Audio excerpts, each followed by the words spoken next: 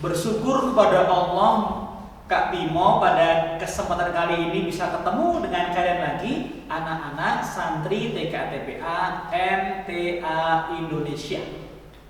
Pertemuan ini merupakan salah satu bentuk dari kita belajar Al-Quran, saling menyemangati untuk bersabar menuntut ilmunya, dan semoga Allah menurunkan malaikat, membentangkan sayapnya, kemudian memberikan ketenangan dalam hati kita sehingga lebih mudah akal hati kita menerima Al-Quran sebagai petunjuk kita dalam melaksanakan hidup secara Islam.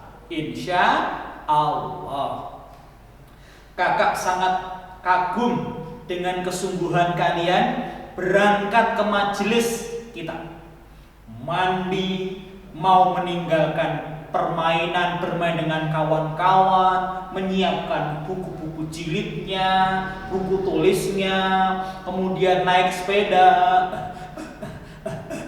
ada diantar orang tuanya ya, ada pakai ojek online, kemudian bergegas ke tempat mengaji demi mendapatkan ilmu yang sejati, yaitu Al-Quran dan Sunnah Nabi Muhammad SAW. Tentu saja kakak yakin itu didorong oleh keimanan yang kokoh menyala dalam diri kita. Bersyukur juga ya, orang tua kita ngingetin, orang tua kita memfasilitasi kita ngaji, bahkan nganter, bahkan ngasih uang saku toh ketika TPA. Ada yang begitu? Nah, ini berarti orang tua kita benar-benar sangat ingin anaknya menjadi anak-anak yang soleh dan solihah, disayang Allah, kelak berguna bagi nusa, bangsa, negara, terutama bagi Islam agama kita. Insya Allah. Baik, santri-santri, kakak panggil ya, santri. Siap ya, santri. Siap, santri. Siap. Nah, kok malah lemesnya? Baik, seperti biasa, kakak akan menyambung, sambung menyambung menjadi satu petunjuk hidup dengan mencontoh dari kehidupan Nabi kita, Nabi Agung Muhammad, junjungan kita, Rasulullah Muhammad Sallallahu Alaihi Wasallam. Kemarin saya mana, masih ingat kan? Nggak ingat, lupa ingatan. Ya, diingatkan, coba diingatkan kawannya. Sampai di mana kisahnya kemarin? Sampai di masa kecil Nabi Muhammad hingga pada pengasuhan Abu Thalib yang lebih 40 tahun menjaga beliau. Ya, bahkan nanti jadi backup, bemper, bodyguard, ya, pelindung Nabi ketika mengajarkan Islam, agama yang tak ada yang lebih tinggi darinya dan merupakan satu-satunya keyakinan yang diridhoi Allah. Inna dina indallahil Islam. Hanya Islamlah yang diridhoi oleh Allah sebagai agama buat semesta ini. Fitrah manusia itu tauhid pada Allah yang merupakan inti ajaran dari agama Islam. Sebelum mendengar kisah remaja Nabi Muhammad yang istimewa hingga diangkatnya menjadi Nabi, ada 5 peraturan yang tidak boleh kita langgar setelah mendengarkan cerita atau ngaji. Perhatikan, peraturannya ada dalam tangan kita masing-masing. Angkat tangannya ke depan, tangan kanan. Snacknya turunkan, mata snack angkat juga. Ayo, letakkan bukunya, angkat tangan ke depan. Tirukan gerakan kami. Ini namanya jari apa? Jawab dong, jempol. Ini namanya jari apa? Jempol. Ini namanya jari jempol. Apa kata jari jempol? Teman dengar cerita tidak boleh ngobrol. What? Ngobrol? Tidak boleh ngompol, kalau ngompol tikernya jebol, rusak tahu. Ini namanya jari apa? Telunjuk. Ini namanya jari telunjuk. Apa pesan jari telunjuk? Teman dengar cerita tidak boleh ngantuk. Apalagi yang ngantuk gemuk, dia jatuh snacknya remuk. Nggak bisa dimakan karena hancur jadwal badan. Ini namanya jari apa? Tengah.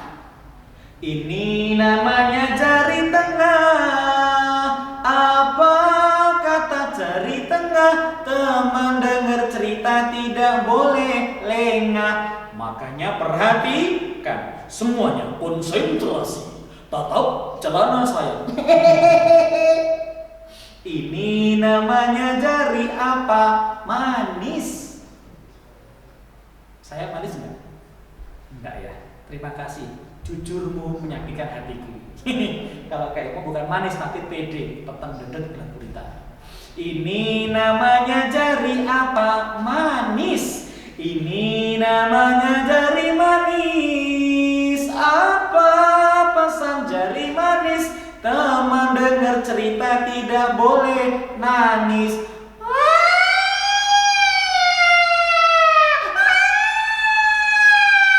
Ini namanya jari apa?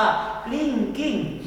Ini namanya jari kelingking. Apa kata jari kelingking? Teman dengar cerita tidak boleh keliling. Di kelas BTPMT kalian jangan keliling, ya. Kelilingnya besok di Mekah tawaf Ka'bah. Mau? Mau ketika sa'i Safa Marwah. Mau banget. Nanti keliling kota Mekah, kota Madinah, kota Yerusalem dan Al-Aqsa, dan keliling Indonesia. Insya Allah. Sekarang Indonesia sedang diperjuangkan oleh guru-guru kalian, ustaz kita. Nah, besok kalian perjuangkan level dunianya, ya, sebagai dai Al-Quran sedunia untuk bahagia kita di akhirat. Insya Allah. Ya. Fakta tentang keistimewaan Nabi Muhammad SAW. Remaja ini penuh dengan fakta greget. Yang pertama, ternyata ia anak yang merupakan jantung hati istimewa di hadapan sang pemimpin orang Quraisy, yaitu Abdul Muthalib pamannya. Ya. Di depan Ka'bah ada sebuah dipan loh, balai-balai yang khusus hanya untuk duduk sang Abdul Muthalib. Balai-balainya kokoh, di atasnya ada permadani, karpet-karpet yang sangat indah lagi mahal. Orang-orang nggak berani di situ duduk. Tapi satu hari, satu ketika, Muhammad kecil berlari lalu nangkring. Kok nangkring? Duduk manis di hadapan para orang-orang yang hadir di atas balai-balai tadi. Orang-orang teriak, Dek, turun Dek! Muhammad, turun Muhammad, kau di mana kau kamu nanti? Muhammad, turun dong, kamu jangan berani, turun Muhammad. Lalu Abdul Muthalib yang menyaksikan mengatakan, tak mengapa. Kelak anak ini akan menjadi anak yang istimewa, memimpin di masa mendatang. Wow, Abdul Muthalib memiliki firasat bahwa cucunya kelak jadi orang hebat, jadi orang besar. Lalu teman-teman semuanya, satu ketika Mekah dalam keadaan panik, kemarau panjang, udara sangat panas, sudah lama mereka rasakan. Kalau dingin di Mekah itu bisa minus 3 derajat. Tetapi kalau sedang panas sekali, ya, udara gurun, itu bisa sampai 45 bahkan 50 derajat.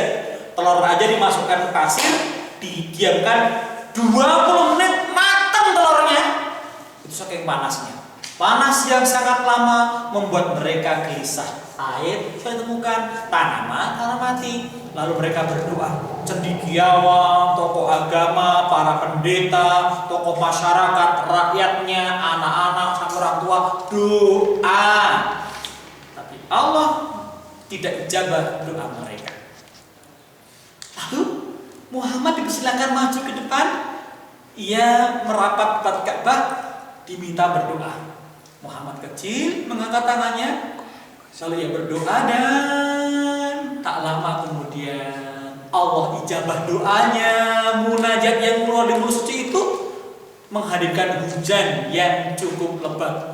Orang Mekah, orang Quraisy, begitu hujan semuanya lari-lari menikmati kegembiraan karena hujan adalah berkah. Wallahu ladzi anzala minas sama'i ma'an. Allah yang menurunkanlah hujan di langit ya. Mereka bergembira dengan rezeki itu. Hore, udan. Kakek-kakek, nenek-nenek, laki, perempuan, dewasa, kanak-kanak gembira tumpah ruah di jalanan. Sampai sekarang Kakak sering ke Mekah, kadang melihat orang yang hujan-hujan, orang tua di jalanan, keluar mobil hujan-hujan ya, demi mendapatkan berkah dari langit. Air yang merupakan sumber kehidupan yang Allah turunkan di bumi tempat kita tinggal. Nah, jadi Muhammad sudah ketahuan masa kecilnya istimewa, masa remajanya tidak hedon. Apa hedon itu? Hedonis itu orang yang suka menturutkan hawa nafsu, hipis, senang-senang melulu, pamer kendaraan, din ya, ke diskotik, apalagi kemudian pacaran sana sini, kemudian pergaulan lawan jenis yang amburadul urakan ya, tidak tahu batas. Muhammad tidak seperti itu. Sering ada peristiwa pesta ya, kalau sekarang mungkin konser, mungkin ada pentas ya. Ketika ada pesta seperti itu, Nabi Muhammad sebagai pemuda yang biasa ingin juga kan nonton, ingin menyaksikan toh, tapi Allah selalu mencegahnya dengan ismah, pelindungannya. Muhammad tidak mengantuk, tertidur sampai usai semua kegiatan duniawi itu, dan tidak menikmati pesta pora semacam yang dilakukan oleh orang-orang dulu sekarang. Dan ia tidak merasa menikmati. Nikmatnya adalah dekat dengan Allah. Islam datang nanti, ia bawakan untuk meluruskan budaya, bukan anti budaya, bukan seni. Silakan bersenian asal tidak jahiliyah. Jahil itu apa? Menimbulkan syirik, munafik, kufur, kemudian keyakinan yang salah, akhlak yang buruk, merusak peradaban. Itu jahiliyah. Kalau yang baik silakan saja. Nah, baca mengatakan, Iqra'ul Qur'an bil Arab. Bacalah Quran dengan bahasa Arab. Seni suara boleh, ada berapa alat yang boleh digunakan bersenian, musik, menggambar juga boleh, apa saja kecuali dilarang. Diluruskan oleh agama kita. Nah, Muhammad ternyata juga memiliki fakta yang keempat, yaitu diramalkan Bukhairah menjadi nabi akhir zaman, pendeta negeri Syam di sebuah kampung namanya Busra Syam ya. Nabi Muhammad kan diajak Abu Thalib tuh jalan jauh. Kau paling jauh kemana? Jalan-jalannya pasar, ikut ke ATM, jajan, atau tempat hiburan, renang ya, di kolam ikan sama lele ikan patin gitu. Enggak, Nabi Muhammad waktu kecil sudah dagang, ekspor impor luar negeri, dari Mekah ke arah barat hingga negeri Syam. Negeri Syam itu kawasan Arab yang jauh. Sekarang Syam terbagi atas 4 negara: Libanon, Yordania, Suriah, dan Palestina. Itu negeri Syam namanya. 4 kawasan. Di dalam negeri Syam itu ada namanya Baitul Maqdis, kawasan yang Ardul Muqaddasah, bumi yang disucikan. Di dalamnya ada kota Yerusalem, di dalamnya ada kawasan Masjidil Aqsa yang luasnya 14 hektar. Di dalamnya lagi ada, tengah-tengahnya ada Masjid Khutbatus Sakhra, Masjid Qibli, Umari, dan lain-lainnya, yang merupakan tempat suci ketiga umat Islam dan merupakan kiblat pertama umat Islam sedunia. 25 Nabi Rasul, 19 diantaranya lahir besar di tempat itu, dan 6 yang Rasul yang nggak ada di sana diperjalankan Allah ke tempat itu. Yang kelima, fakta gregetnya adalah Nabi Muhammad adalah pemuda remaja yang cekatan, pemberani, ikut perang perang Fijar namanya, perang yang memecahkan keheningan, mengambil panah dari lemparan musuh, dikumpulkan, diberikan berapa banyak untuk serang balikkan dan musuh-musuhnya. Bahkan ia terkenal cerdik-cerdik ia menyatukan suku-suku Quraisy, kabilah-kabilahnya ketika berselisih mengangkat Hajar Aswad dipasang di sisi Ka'bah, sehingga terbebas mereka dari ancaman peperangan di kalangan kabilah-kabilah Arab suku Quraisy. Luar biasa, istimewa.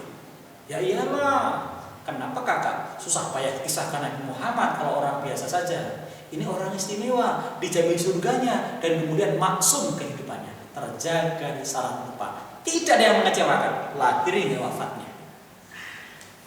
Terus setelahnya itu gregetnya Nabi Muhammad, nambah yakin kan?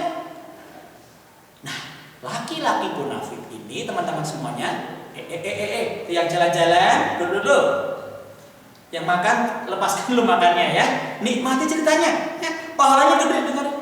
Ayo, ustadznya juga demikian ya. Nah, perhatikan, sambunglah kisah ini.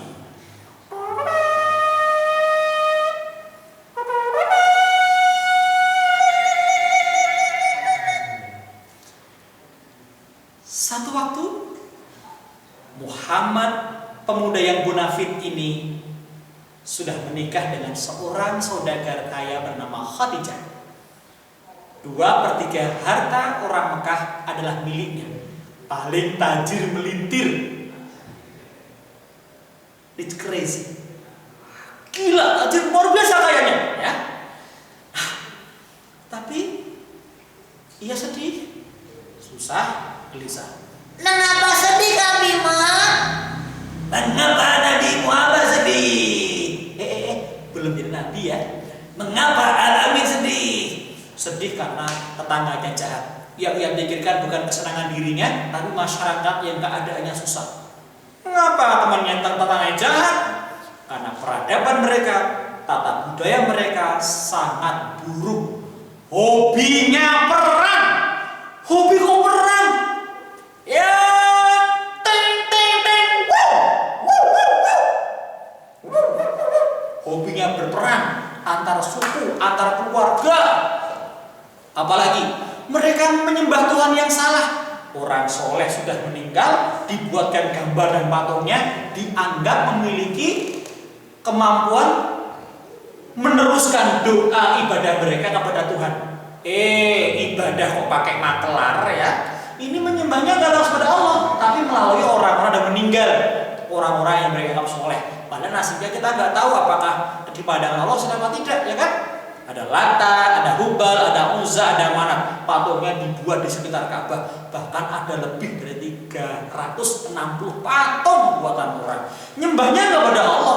Orang Quraisy tahu Tuhan semesta alam Allah, tapi kok nyembahnya lewat berhala-berhala itu? Salah kan ibadahnya? Seharusnya kan iya karena budu, wa iya karena stain.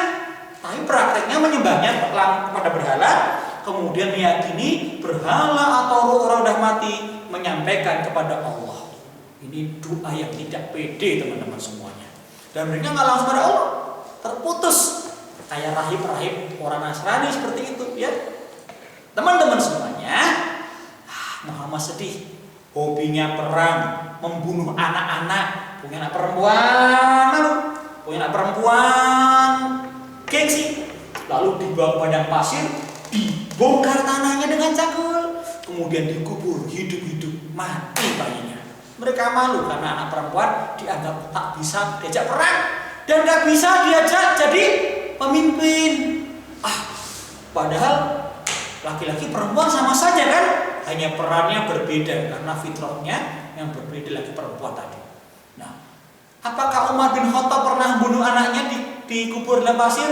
Enggak, kalau cerita Umar bunuh anaknya itu cerita palsu, cerita bohong yang dibuat-buat oleh orang yang membenci sahabat-sahabat Nabi Muhammad Shallallahu Alaihi Wasallam. Ada orang yang punya keyakinan begitu, tapi salah. Cerita Umar tidak demikian adanya. Nah teman-teman semuanya, Muhammad yang sedih tadi naik ke gunung, namanya Jabal Nur, gunung cahaya. Di punggung gunung itu ada sebuah gua bernama Gua Hira. Malam cemerlang, malam istimewa. Muhammad sedih memikirkan orang lain.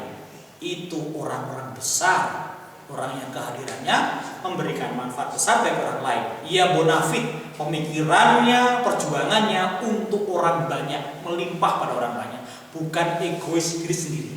Ia berpikir mencari cara bagaimana menyelesaikan masalah. Apa jalan keluar masalah untuk umatku ini? Ia berdoa, berzikir. Rupanya malam itu adalah malam yang dikehendaki Allah untuk menurunkan malaikat Jibril membawa wahyu Al-Quran. Untuk kedua kalinya Jibril menjumpai Nabi Muhammad. Yang pertama ke bedah dada ya, yang kedua ketika di Gua Hira itu. Muhammad Al-Amin yang sedang duduk tiba-tiba terperanjat. Datang laki-laki tampan dengan usus sempurna, serba putih mendekatinya, seraya mengucapkan, "Iqra, bacalah. Iqra, bacalah." Nabi aja pernah ketemu, udah dewasa, takut, gemetar. Apalagi kalian. Yuk, mas siapa namanya pakai peci warna putih itu? Ayo. Ya, yang siapa yang pakai jilbab warna merah? Siapa itu yang pakai baju LOL tuh? Coba kalau kamu tiba-tiba kedatangan tamu mendadak datang pakai yang putih-putih datang pada kamu, kira-kira takut nggak? Takut kan paling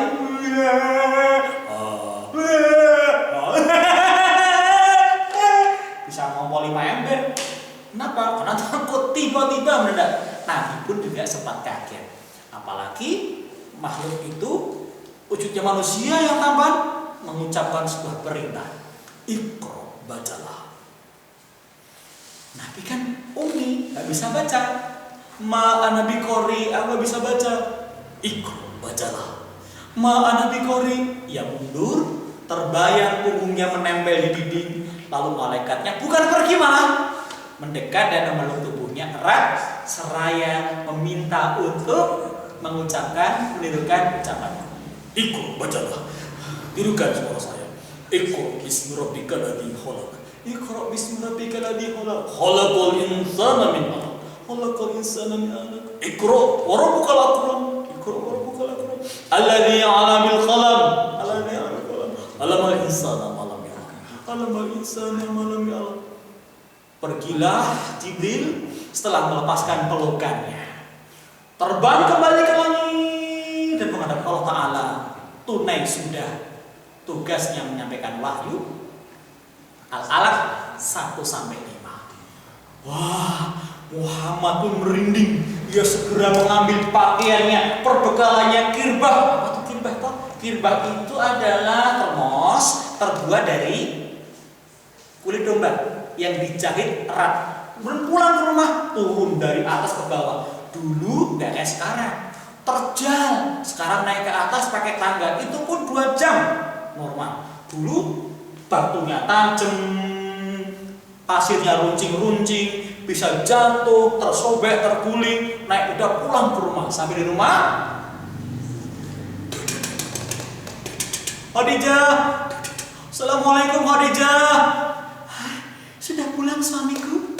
Khadijah yang cantik jelita, istri setia dan sangat bijak itu merapikan bajunya, membuka pintu. Sudah pulang suamiku? Zamiluni, zamiluni, selimuti aku, selimuti aku. Ada apa ini? Dituntun suaminya ke kamar, ditidurkan di pembaringan, dan setelah tenang ia menceritakan peristiwa apa yang terjadi. Iqra bismi rabbikal ladzi khalaq, khalaqal insana min 'alaq. Iqra wa rabbukal akram, alladzi 'allama bil qalam, 'allamal insana ma lam ya'lam. Lalu ia tertidur. Nah, ganti sekarang. Khadijah yang gelisah, Khadijah yang bingung. Ia pulang, ia keluar rumah menemui paman yang buta, namanya Waraqah bin Naufal, pendeta Nasrani buta yang sejak awal sudah mencurigai. Tanda petik mencurigai yang baik loh ya. Muhammad suami Khadijah adalah calon nabi akhir zaman. Paman, ada apa Khadijah? Suamiku datang pulang dengan keadaan yang mengkhawatirkan. Peristiwa apa? Begini paman, lalu seperti itu, terus selanjutnya malah guyu loh. Waroko malah ketawa. Benar dugaanku, Muhammadlah orangnya. Hada namus. Itu adalah Jibril yang pernah menjumpai Musa di Tur Sina untuk memberikan Taurat. Khadijah, suamimulah yang aku ramalkan menjadi nabi akhir zaman, dan malam inilah malam diangkatnya suamimu menjadi nabi. Berbahagialah Khadijah, kau menjadi pendamping nabi yang kami tunggu-tunggu dijabarkan dalam Taurat dan Injil. Jadi suamiku benar seperti yang pernah aku sampaikan dulu. Masya Allah, Seandainya aku tidak buta, tidak tua dan tidak lemah, akan kubela keponakanku Muhammad ketika diusir dan dianiaya orang-orang Quraisy yang jahat ini. jadi akan diusir? Begitulah tabiat dakwah Nabi, akan diusir, dicela, difitnah, dituduh karena kan dakwahnya dari orang-orang yang telah melampaui batas itu. Bersabarlah, ajalah ia kemari, akan kujelaskan apa yang terjadi malam tadi. Malam itu adalah malam 1000 bulan di bulan Ramadan, 17 Ramadan. Diangkatnya pemuda istimewa, pemuda yang greget bernama Muhammad Al-Amin menjadi seorang nabi yang merupakan penyempurna ajaran Islam yang dimana Nabi sejak Nabi Adam hingga Nabi Isa alaihis salam. Malam cemerlang, malam mulia, diturunkan Al-Quran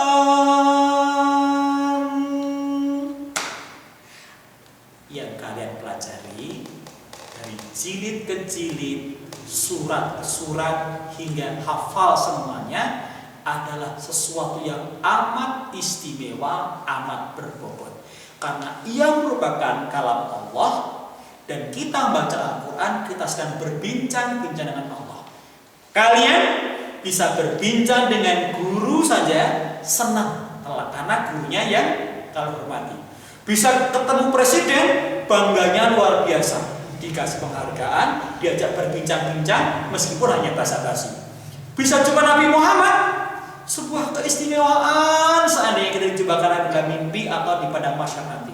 Tetapi bisa berbincang-bincang dengan Allah adalah keistimewaan anugerah terbesar di selama hidup dunia ini. Kapan itu? Saat kita bisa membaca Al-Quran.